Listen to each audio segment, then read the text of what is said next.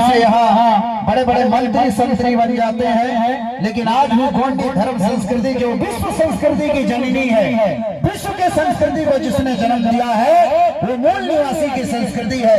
बाबा साहब अम्बेडकर ने, जिन्होंने भारत का संविधान लिख दिया और भारत के संविधान के आधार पर इस समाज को जीने का अधिकार मिल गया, लेकिन फिर भी ये समाज आज सोया हुआ है। गरीब क्यों है?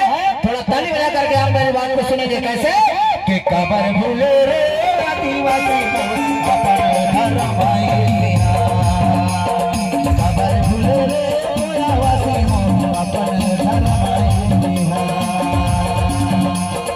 धर्म तोर पिता भाषा तोर माता, धर्म तोर पिता भाषा तोर माता, कैसे भुलाए मैं, कैसे भुलाए मैं, कबर भूले रे आदिवासी अपन धर्म भाई,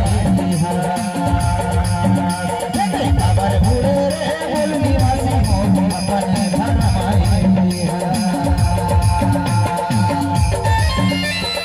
एक बार सब ताली बजा के मेरे साथ बोलो।